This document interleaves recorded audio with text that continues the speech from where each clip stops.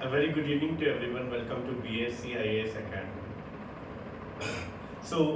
We know that we are on 60-day challenges. So every day a question is being posted in our Telegram group. So on that challenge itself, what we are doing is, so we are today explaining answer for day 4 challenge. The question which was posted on day 4. Day 4, day 5 and day 6 will be answered here, explained here. Day 4 question was, consider following statement. Tigris River flows through Turkey and Iraq. Mekong River is a transboundary river that flows through parts of Arunachal Pradesh.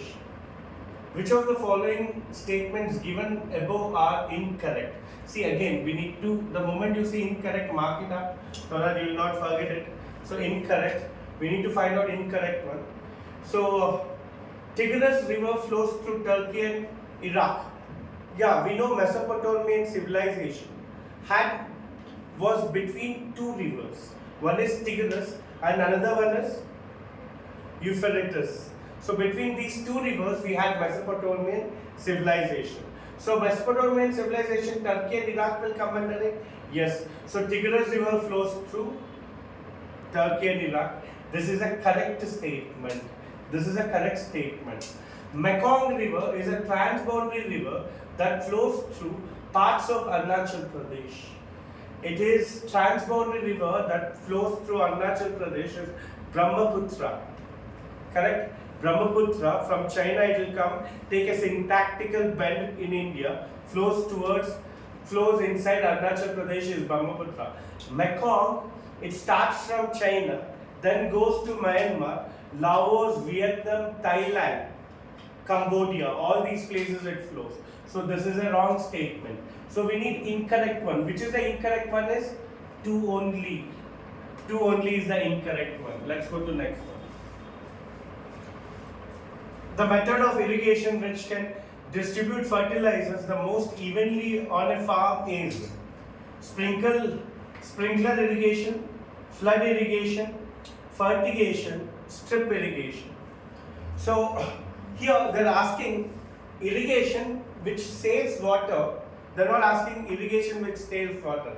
It is an irrigation which distributes fertilizers equally. If there was drip irrigation here, we could have considered that also as an option. Because drip irrigation, now we have better than that, that is called fertigation here. So fertigation is nothing but drip irrigation only, where with the water, what I do, we know that urea and potassium are wonderful dissolvents of water. They dissolve in water completely. So what would I do while applying the water through drip irrigation? I will mix urea and potash. Then through drip irrigation, I will send the water to the roots. Now, these water will directly reach the roots so that the plants can absorb, and it is already dissolved, fertilizer is already dissolved in water so that plants can absorb the water. Plants cannot absorb the direct fertilizers, but the fertilizers which are dissolved in the water, they can absorb wonderfully. This process is known as fertigation. So answer for this is fertigation. Flood irrigation, you do it for paddy. Paddy cultivation, you do flood irrigation. Sprinkle irrigation, you will do for plantation crops. Sprinkle irrigation, you do for plantation crops. Next question. Consider following statement with respect to green hydrogen mission. This is very important. This reason is in budget. The reason somewhere around 19,500 crores allocation is being given to this green hydrogen mission. So it aims to make India a net exporter of green hydrogen. It targets to build capabilities to provide at least 5 million metric tons of green hydrogen per annum by 2030. Niti Aayog will be responsible for overall coordination and implementation of the mission. How many of these statements given above are correct? One only, 2 only, 3, all 3 none. Let's break down the concept. It aims to make India a net exporter of green hydrogen. Yes. See, We are now entering an era from developing nation to developed nation. In developed nation is that nation which exports the energy. Yes, we are supposed to export this technology and energy in the future. Then only we considered ourselves as developed nation, and this is Viksit Bharat. So 2047 Viksit Bharat, India will be a developed nation. For that we need to be an exporter. So this is correct. Then it targets to build capabilities to produce at least 5 million metric tons of green hydrogen per annum by 2030. This is less for 2030. Yes, this is our first product. Already in the news, day before yesterday news, you could see that there is a first green hydrogen bus has been moving around in Delhi. So in a pilot model, it is going around.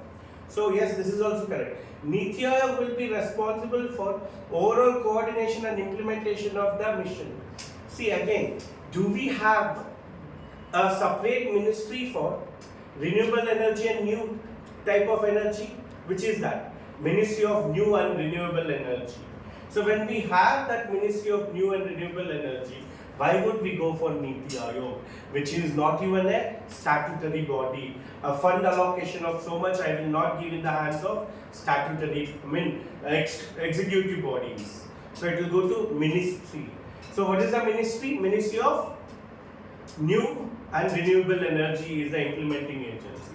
So two pairs are correct, that is only two. Hope you enjoyed the questions and regularly attending the questions. So if you like our video, share the video with your friends. Ask your friends to follow our YouTube channel and Telegram group. Jai Hind.